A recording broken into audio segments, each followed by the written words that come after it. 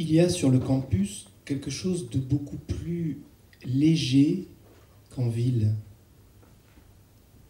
L'allée centrale, large et droite comme une rue, fourche à 1000 endroits soudains. Les chemins bifurquent et les broussailles cachent ce qu'il y a derrière les courbes. On peut parcourir les pelouses n'importe comment.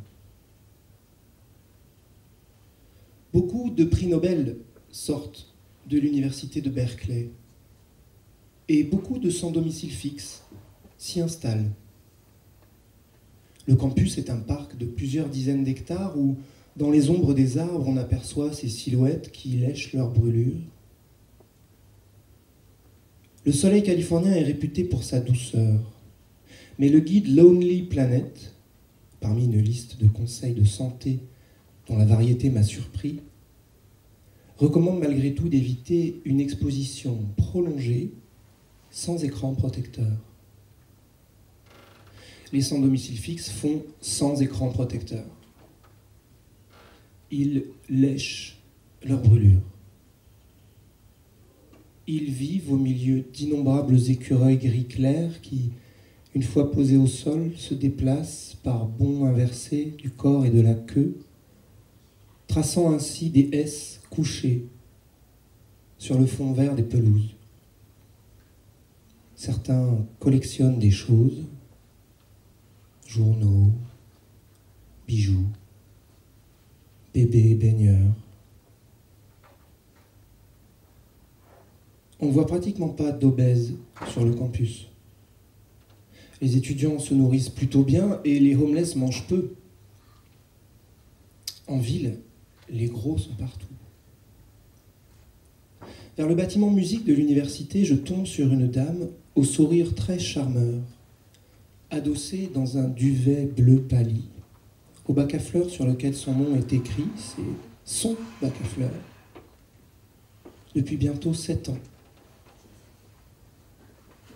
Elle a réussi à trouver du fil de soie et des petites pierres d'ambre pour confectionner un collier et tisse, ses doigts aussi agiles que sales, parce que l'ambre, l'hiver, ça protège la gorge et les bronches. Il faut prévoir. Jusqu'à Noël, elle chante tous les soirs à l'Opéra de San Francisco. Droit dans les yeux, m'entame l'air du toréador, en français dans le texte. Prends garde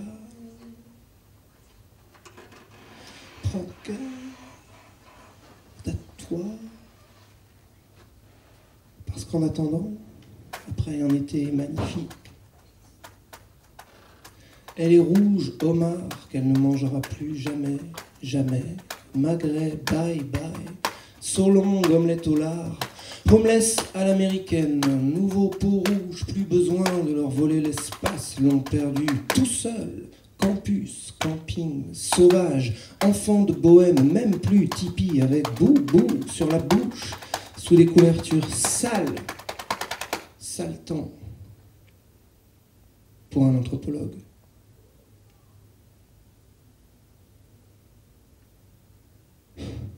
Dans l'avion, il disait, en cas de catastrophe, des masques à oxygène tomberont devant vous. Enfilez un masque et respirez normalement. C'est ça que je fais. Je respire normalement. Je reprends. Je m'appelle A, l'anthropologue. Avant, les anthropologues étudiaient les villages de sauvages, mais ça n'existe plus, bien sûr. Alors, on se rabat sur les originaux, les artistes. Donc, moi, mon sauvage, c'est Frank Firth, sur le campus de Mills College. Je suis venu observer Frank Firth, le musicien, qui apprend à ses étudiants de Mills College comment s'y prendre pour être ensemble quand on joue de la musique.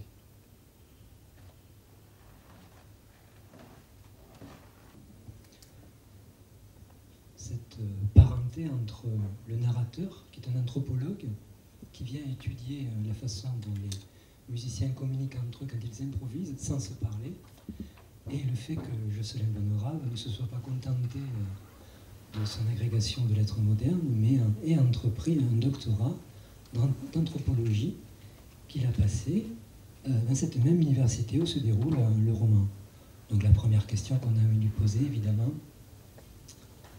quel lien entre le personnage et ton expérience d'étudiant? Est-ce que tu as d'abord exploré ce thème-là, toi, de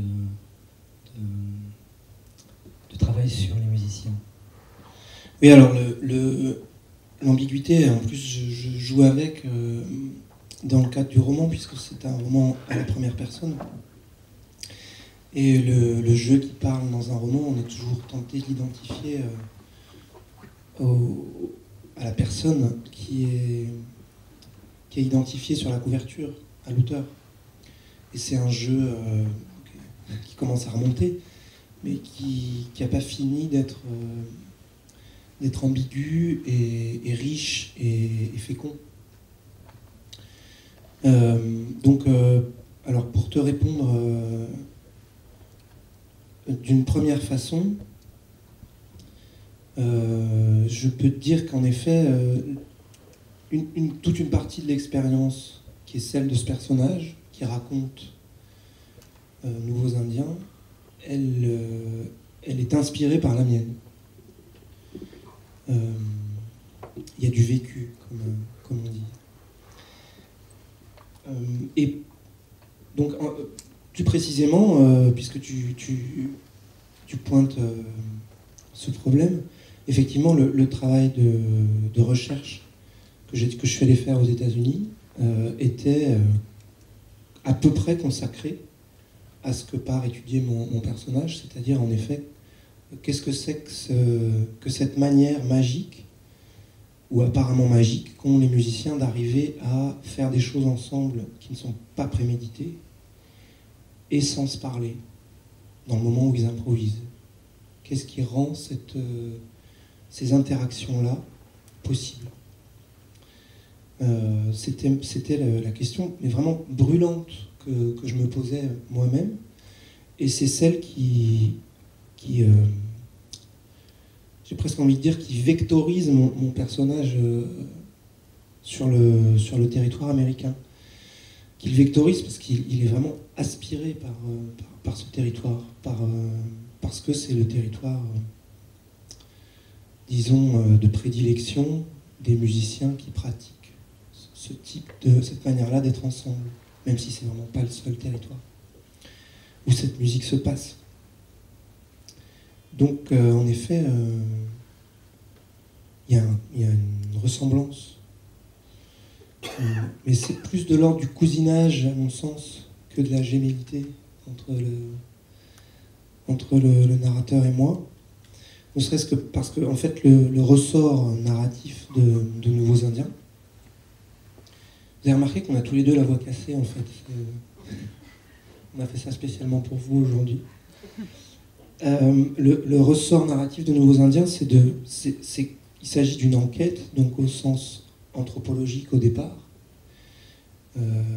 Ce qu'on appelle enquête chez les anthropologues, c'est le fait de sortir de sa bibliothèque pour aller vivre avec des gens et essayer de comprendre comment ils vivent. Donc c'est d'abord une enquête dans ce sens-là, et c'est donc très proche de l'enquête que moi j'ai faite. Et puis, j'ai joué sur le mot enquête dans le roman, d'une façon qui ne m'est pas arrivée à moi, puisque d'enquêteur ethnologue, le narrateur devient enquêteur au sens de Nestor Burma, quoi. C'est-à-dire qu'il y a une intrigue à résoudre qui dépasse le cadre de la recherche scientifique et qui bascule dans quelque chose de plus vaste, qui relève encore de l'anthropologie, je crois, mais qui est plus vaste, qui a eu un décès, en effet. Et tu viens de rappeler l'impact que n'importe quel décès provoque dans un champ social. Donc l'enquête l'enquête bifurque. Et à ce moment-là, c'est là que le personnage devient mon cousin et pas mon frère, pas mon frère jumeau. Et que du coup, le matériau biographique, autobiographique, bascule dans la fiction. Mais au travers du choix de comment travaillent les musiciens, comment ils communiquent entre eux, on a le sentiment qu'il y a aussi une question politique, comment vivre ensemble avec un minimum de hiérarchie qui pilote ça, puisqu'on voit dans les exercices d'improvisation, à un moment donné, la tentative que le meneur s'extrait et laisse libre cours à une improvisation qui se ferait par les musiciens seuls, livrés à eux-mêmes. Et comme en plus, en arrière-fond du roman, il y a la campagne électorale de George Bush, qui est suivie, l'anthropologue suit les journaux, va même lire Le Monde. On se dit que ces deux champs sont sous-tendus par une préoccupation politique aussi. Est-ce que c'est le cas ? Oui, bien sûr. Et dans le roman, j'ai pu expliciter la dimension politique d'un travail sur l'improvisation de façon beaucoup plus libre que ce que j'ai pu faire quand j'étais dans cet exercice plus normé, plus explicitement normé, disons, qu'est l'écriture d'une thèse. C'est un régime d'écriture très différent. Donc, dans le cadre de la thèse, j'ai pas tellement pu expliciter cette dimension politique du travail. Mais en effet, quand on est... j'ai cette conviction que quand on est un groupe de musiciens qui travaillent ensemble, qu'ils improvisent ou pas, en fait, ils font une expérience politique. Ils font une expérience qu'on pourrait appeler de micro-politique, au sens où, pour nous, la politique est devenue presque exclusivement une affaire, je dirais, au moins municipale. Et c'est très souvent un terme qui, pour nous, résonne même à l'échelle nationale ou internationale. Mais les anthropologues savent que c'est un peu leur secret, ou leur privilège. Ils savent que les sociétés ont commencé toutes petites. Et que donc on peut faire société à 10, 15, 20. Donc d'une certaine façon, les musiciens font partie de ces gens qui ont une expérience similaire à celle des premières sociétés, ou de sociétés qui sont encore aujourd'hui dans ce régime-là, qui sont des sociétés de chasse et de cueillette, la plupart du temps. Donc en effet, pour moi, il y avait un enjeu très fort dans le fait de mettre en intrigue, c'est-à-dire d'articuler à l'intérieur d'une histoire, d'une durée, quelque chose qui était explicitement politique comme une campagne présidentielle, en l'occurrence celle en effet à laquelle j'ai assisté quand j'étais là-bas. Donc c'était la deuxième campagne que menait George Bush Jr. contre John Kerry.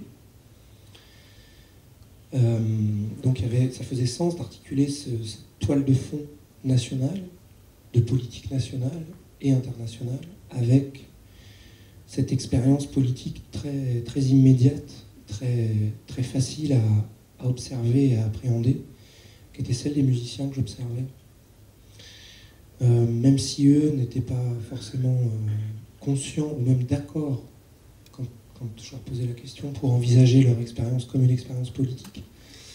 Moi, je me plaisais beaucoup à me dire qu'en effet, ils faisaient une expérience des prises de décision, en fait. Qui est-ce qui décide? Qui est-ce qui obéit? Comment est-ce que l'information décisionnelle circule à partir du moment où on est dans une situation où le langage est rare, peu disponible, parce qu'on fait du son qui concurrence le langage, ou parce que quand on est sur scène, il n'est pas de bon ton d'échanger des informations face à un public. Ça consiste à avouer que l'interaction n'est pas parfaitement rodée. Et donc ça fait tomber la magie du spectacle, bien souvent. Donc pour toutes ces raisons, l'interaction musicale est une interaction qui est très peu verbale. Quand il y a du chant ou quand il y a même de la voix parlée, c'est pas pour communiquer à l'intérieur du groupe. C'est pour que le groupe communique ou transmette du sens au public. Donc voilà, il y avait à la fois cette expérience très, très facile à appréhender, à saisir de politique immédiate, et puis elle était non-verbale. Donc ça ouvrait deux centres d'intérêt majeurs pour moi. Oui, qui sont très majeurs parce que tu parles de magie dans le fait de ne pas communiquer. Et donc, je l'entends aussi comme laisser une place à ce qui peut surgir comme surprise, ce dans quoi on peut se laisser surprendre. Il faut savoir que hier soir, lorsque nous nous sommes séparés pour nous reposer, Josselin m'a dit écoute, non, si on faisait autrement, puisqu'il était prévu qu'au départ, il donne une lecture en un bloc des extraits qu'il a choisis, qu'il n'a pas voulu me communiquer d'ailleurs. Et au dernier moment, non, on va changer, je vais couper, et puisque tu as 3 séries de questions, eh ben, on va voir ce que ça donne. Il ne connaît pas non plus les questions que je vais lui poser, tant mieux. Et donc, oui, une question qui me semble très importante, c'est pourquoi porter à la scène, pourquoi accompagner avec des instruments de musique, pourquoi dire un roman qui est écrit, qui est destiné à la lecture. Alors je crois qu'en fait, pour moi, le roman n'est pas une forme première de l'existence de ce texte, de ces mots. Pour moi, le roman, c'est une des manifestations de ce que j'avais à dire. Et il y en a d'autres. Il y a d'autres manifestations qui sont complémentaires. Donc, dès que j'ai écrit ces pages, je les écrivais pour les dire. Pour, disons, je sais pas, peut-être un tiers du matériau, un tiers du roman dans ma tête était destiné à être dit à voix haute. Donc fonctionnait un peu comme une partition, comme un canevas. Et ça a pu se réaliser petit à petit, mais le roman, par exemple, enfin le texte, a d'abord existé sous forme scénique avant d'exister comme roman. Puisque quand on écrit un premier roman, on met souvent un certain temps à être publié. Moi, j'étais trop impatient pour attendre que le texte soit publié pour avoir une existence publique. Et du coup, j'avais déjà commencé à travailler avec le musicien qui m'accompagne très souvent quand je fais ce genre d'intervention, qui est un bassiste qui s'appelle Olivier Lété. Et donc, on a donné ce texte en concert ou en public, disons, bien avant qu'il existe sous forme de roman, puisque nos premières interventions, c'était en 2006, et le roman donc, a été publié en 2009. Voilà, donc il ne s'agit pas tant dans mon esprit d'un roman qui serait porté à la scène, même si très souvent je l'explique comme ça parce que c'est plus simple, que d'un texte qui a de toute façon plusieurs modes d'existence publique, qui sont un roman, avec tout le protocole de publication, donc la légitimité donnée par un éditeur, cette manière-là de présenter un texte qui est linéaire, donc il y a un sens, alors que c'est un texte que je peux traverser de plein de façons différentes quand je le donne en public. Il est fréquent que des textes que je dis avant certains autres textes soient positionnés après dans le roman. Donc il y a une construction qui est plus ouverte, plus multiple que celle qu'un roman rend possible. Voilà, et ce travail de mise en voix, d'incorporation au sens propre, de mise en corps du texte. Il est évolutif aussi, il m'emmène dans des domaines auxquels je ne m'attendais pas forcément. Quand on travaillait au départ avec Olivier, j'étais lecteur de mon texte. Donc je l'avais sous les yeux, j'avais des pages, j'étais plutôt assis. Et puis petit à petit, je l'ai appris par cœur, je l'ai accompagné de manipulation d'objets, de petites percussions. Et ça s'est transformé en une sorte de cabaret, disons. C'est-à-dire que les extraits qu'on utilisait étaient enfilés comme des perles, mais sans construction narrative d'ensemble, sans reconstruction d'une intrigue globale.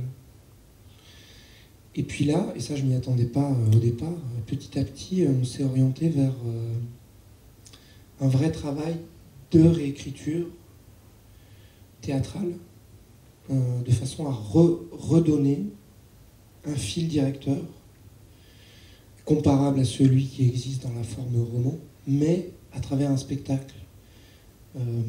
Et c'est ce qui nous occupe en ce moment avec Olivier, puisqu'on va donner une première version vraiment théâtrale avec une mise en scène de ce texte le 30 novembre à Penautier, donc à côté d'ici, au théâtre Naloba. Voilà, donc ces temps-ci, on est très préoccupé par... on se ressaisit de nouveaux Indiens d'une nouvelle façon.